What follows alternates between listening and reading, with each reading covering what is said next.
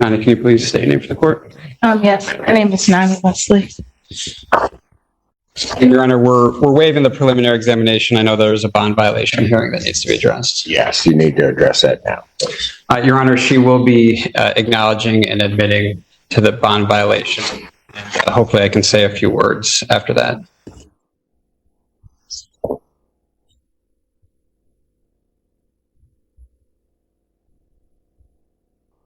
Go ahead.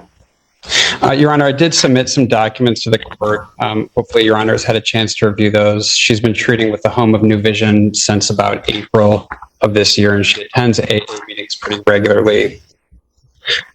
Nevertheless, this is... When did you send documents?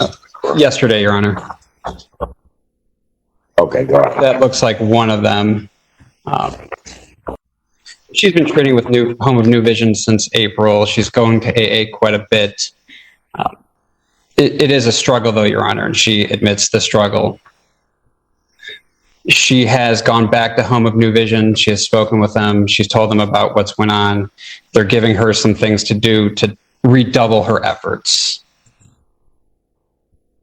I'll just give Your Honor a minute to read if you'd like.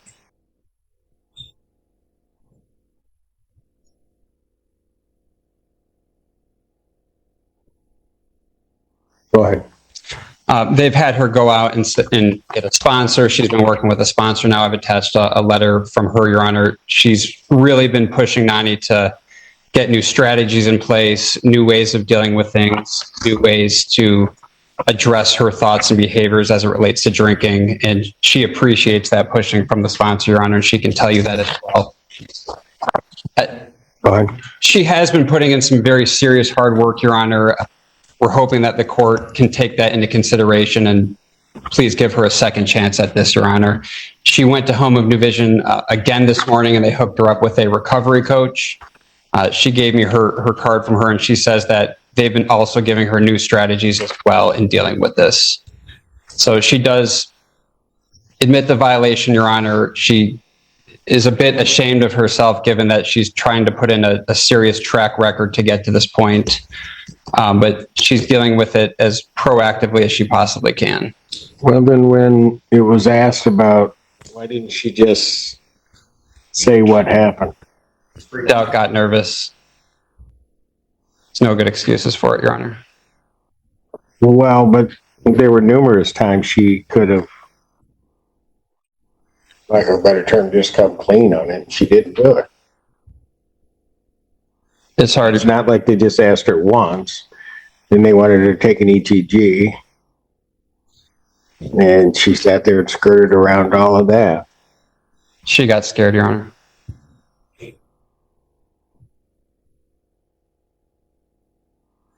This wouldn't be anything. Your Honor, the concern of the people here is that this is a true fourth OWI. Priors in 2005, 2015, and 2018. The alleged BAC at the time of the stop for this case was a .214, and we have a confirmed drinking event while she's online. The public safety risk to any process is extremely high. People are concerned that if she's not put on a SRAM, or if there are not other steps taken to keep the public safe about what might happen.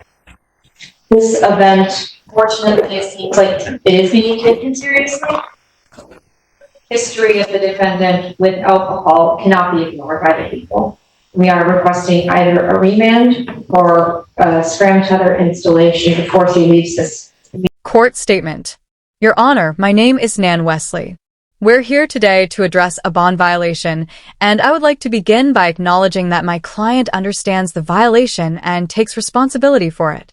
Since April of this year, she's been actively involved with Home of New Vision, attending their programs and participating regularly in AA meetings. While she's been putting in the effort, she admits that recovery is a difficult journey, and she has faced some ETG. Right then and there, Your Honor. Right then and there, Your Honor. She did take the ETG. It came back to on-site. At what point? I don't know that, Your Honor. Yeah, you of course can talk when the court's ready for you. Yeah. Are you asking Ms. Wesley? I'll hear from her. Okay. Your Honor, I did take it the same day that I was asked to take it. I wasn't in town.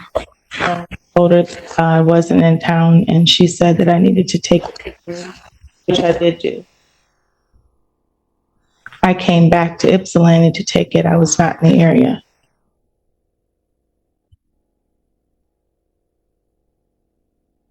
I guess my question, you took it on what day? The same day that she requested the 3rd.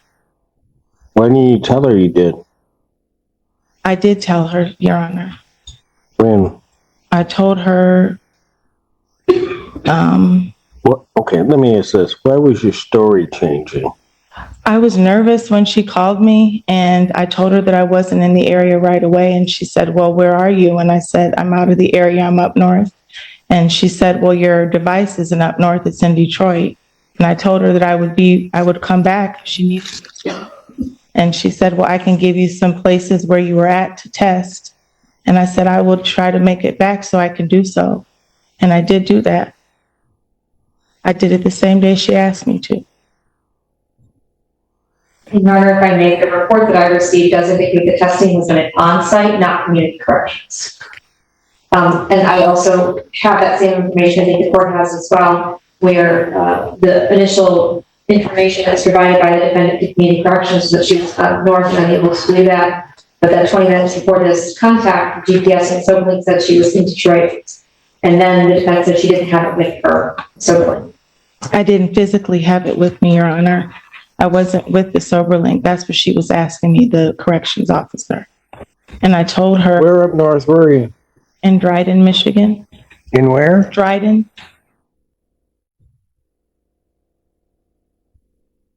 So, Your Honor, I mean, bottom line, she did come back to do the ETG knowing that it would be positive and knowing that this court would take that into account. She has been scrambling this past week to try to get things into place. I think with everything she's been doing since April, with what she's doing now in combination with the scram tether would keep her on track, Your Honor. How is that going to keep her on track? It'll make sure that she can't drink. No, she can still drink. Well, tell her she does. I promise you. Much like this did.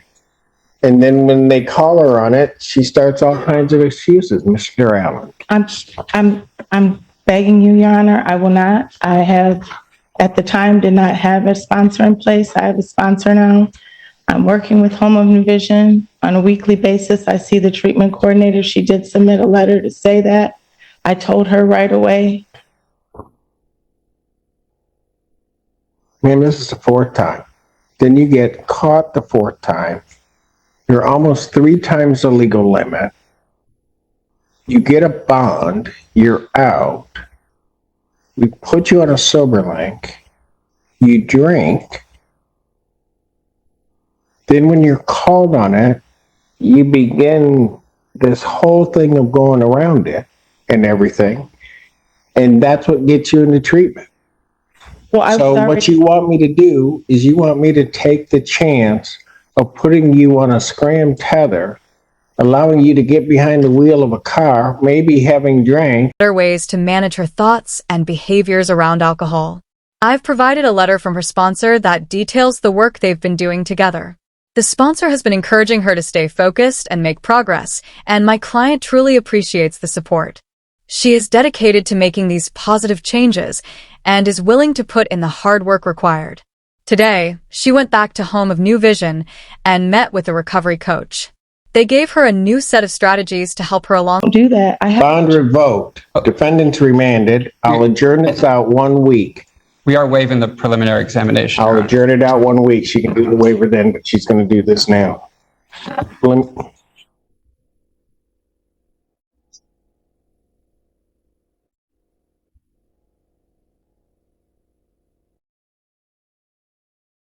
Court calls the case, People versus Ayanna Johnson.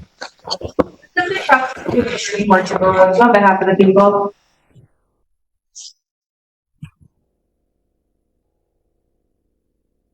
Hello. Hi, how you doing? What's your name? Ayanna Johnson. All right.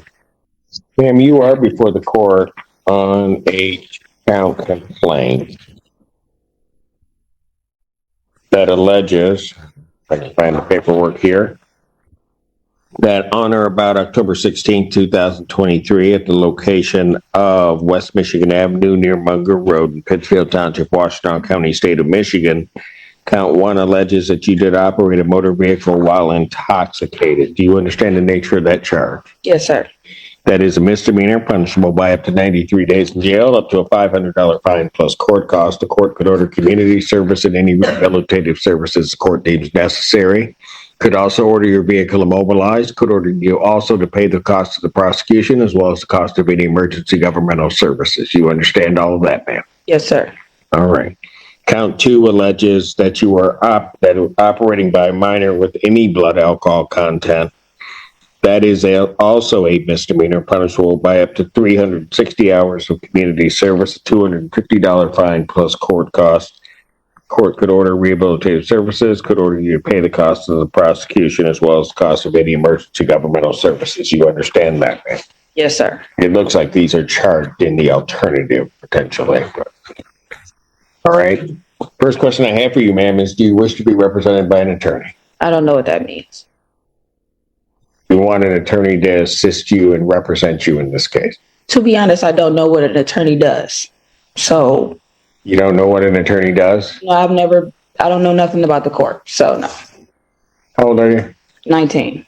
An attorney is somebody trained in the law that can help you understand the nature of the offenses. They would go through all what's called discovery, which would be the information that the prosecutor has regarding this case.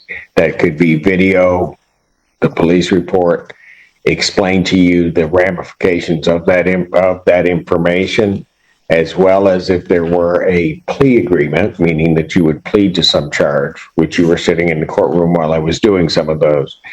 They would explain to you the consequences of that plea and what it could possibly mean for you. So they can assist you throughout the entire process. If you could not afford to hire an attorney, then the court you would be given an attorney to represent you. You understand that? Yes, sir. All right. So now I'll go back to my question. Do you wish to be represented by an attorney? Yes, sir. This is a public defendant case. Good morning, this is Elizabeth Underwood. On behalf of Ms. Johnson, we will waive any further reading and stand mute to the charges and request a new pretrial date, Your Honor. Defendant having waived formal reading, standing mute, court will enter a not guilty plea. Pretrial in this matter will be adjourned to April 3rd, 2024, 9 a.m. Alleged BAC in this matter? Your Honor, the alleged BAC is very low, it's 0.053, but there were 10 milligrams per milliliter of delta-9 THC. THC. Correct. 8 a.m. I also want to note that this was a two-car crash. There was an accident.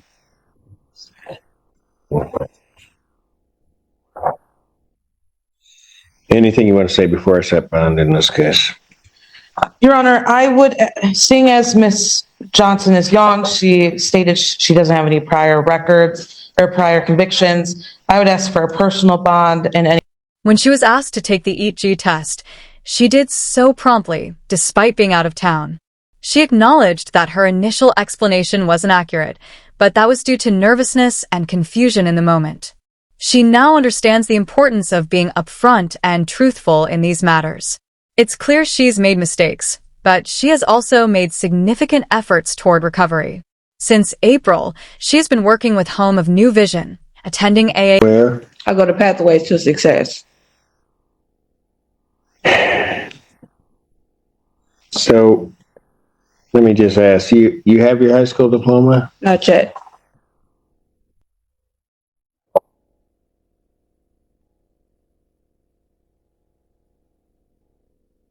You live on your own? I live with my mom. Mom's here? Okay, so mom does know about this.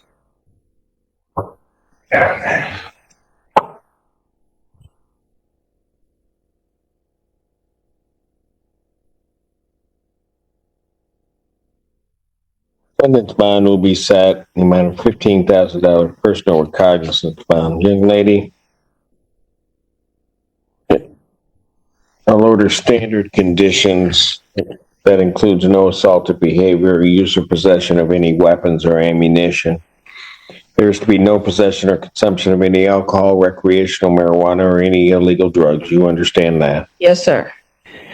I'm also going to order that she report over to the Department of Community Corrections. It's 8.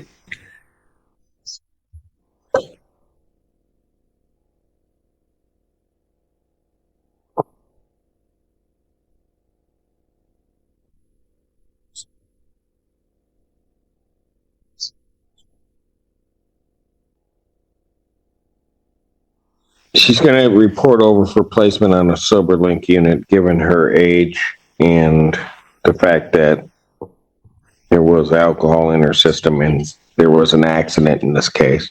Okay. Did you hear me?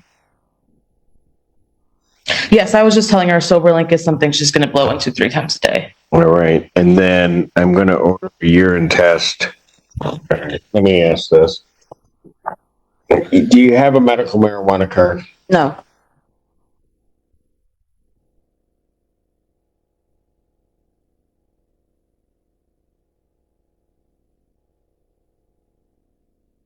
I'm going to order that she report to community corrections for a urine test 2 times per month.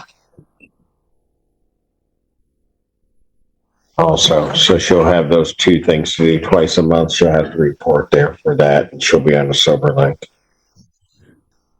See her in a month. Thank you.